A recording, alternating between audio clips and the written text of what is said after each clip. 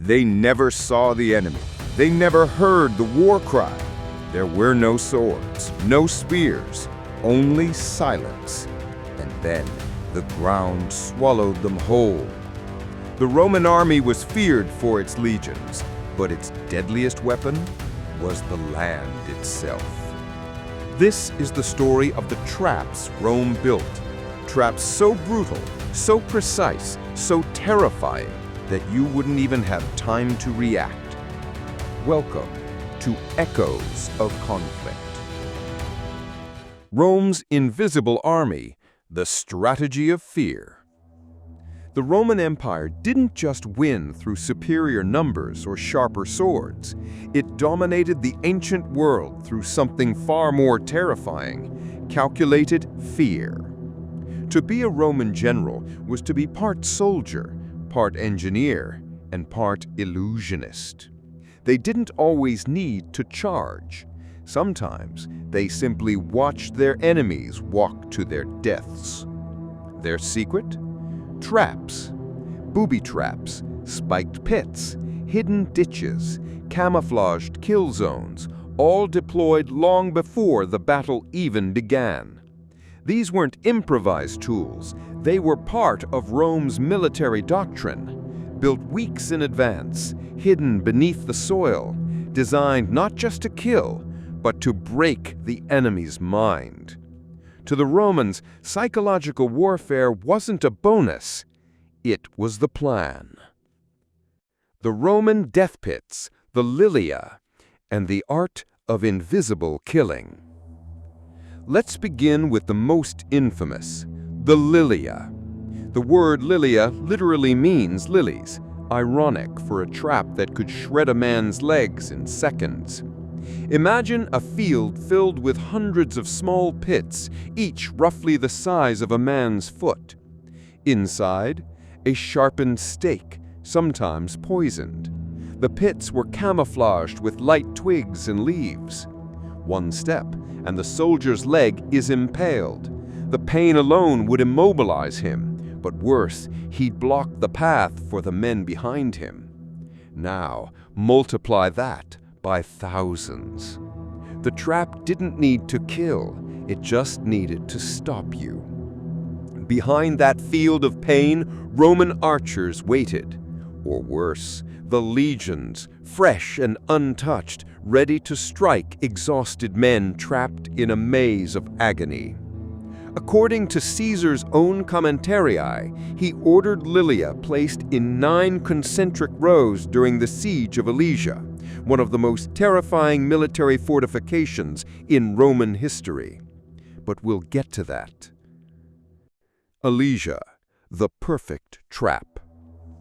The siege of Alesia in 52 BC was Caesar's masterpiece, a battle against the united Gallic tribes led by Vercingetorix. The Gauls retreated into a fortress on a hill. Normally, that meant the Romans would prepare for a classic siege. But Caesar did something no one expected. He trapped himself in with the enemy. Around Alesia, he built an 18-kilometer-long wall surrounding the hilltop.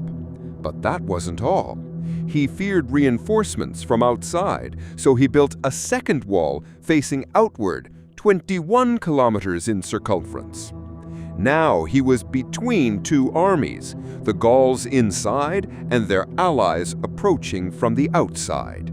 To survive, he relied on traps. Between the outer wall and the advancing Gallic relief force, Caesar ordered the construction of cippi, wooden stakes buried upright, sharpened, hardened by fire. Lilia, spiked pits camouflaged to be invisible.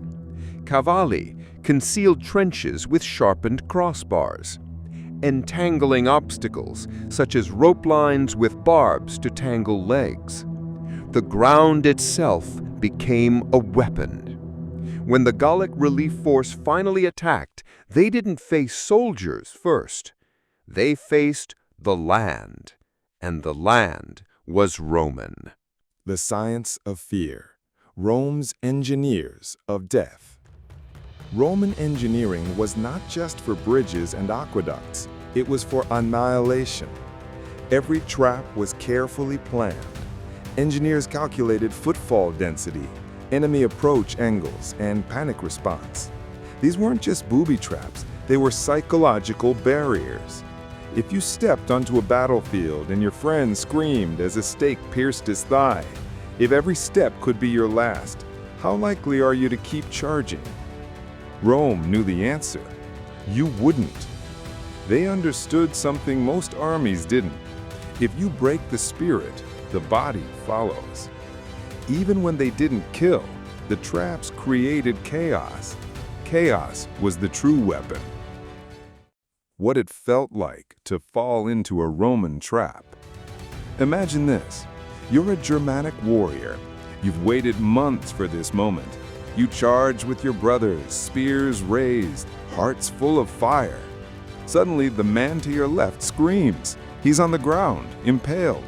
Another disappears into the earth. You slow down, unsure. Then you step into it. The ground collapses. Your leg punches downward, straight onto a hardened wooden stake. Pain explodes up your body. You try to move, but the angle is wrong. You're stuck. And that's when the arrows begin. Enemy reactions, terror before the first blow. Ancient sources tell us that Roman enemies often refused to attack directly, fearing what waited beneath their feet. In Germania, Roman commanders laid traps in forest paths, forcing ambush parties into predictable kill zones. In Judea, traps were used to contain rebellions, making civilians fear even walking through Roman-controlled zones. The effect was chilling. People began fearing the ground. That's not war. That's terror. One Gallic chieftain wrote of a battlefield where the grass wept blood before a sword was raised. Whether that's poetic or real doesn't matter. The fear was real. And Spartacus, and the trap that almost failed. But not every trap worked. In 71 BC, Spartacus, a former gladiator turned revolutionary, was cornered by Roman legions under Crassus. Crassus ordered a massive trench and wall built to trap Spartacus's forces in southern Italy. But Spartacus did the unthinkable. In a stormy night, he used bodies and mud to fill the trench and break through the Roman line. In this rare case, the trap became a prison for the Romans themselves, as Crassus was nearly flanked. But this was the exception, not the rule. Traps without honor, Rome's dirty warfare.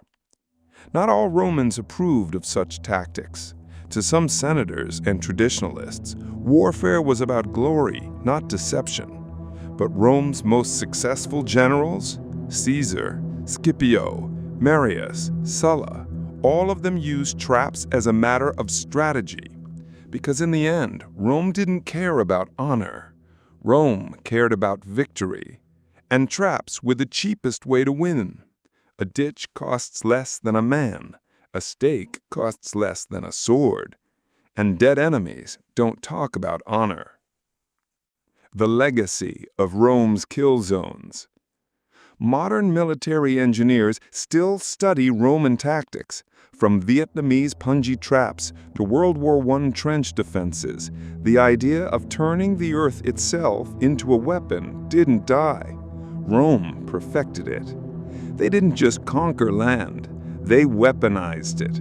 And even now, 2,000 years later, the echoes of their traps can still be felt beneath our feet. The invisible soldiers of Rome. In the end, it wasn't just soldiers who won Rome's wars.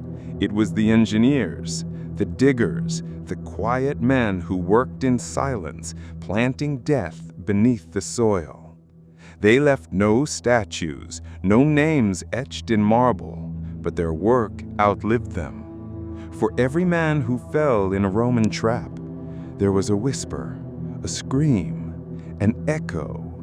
And in those echoes, we still hear the conflict.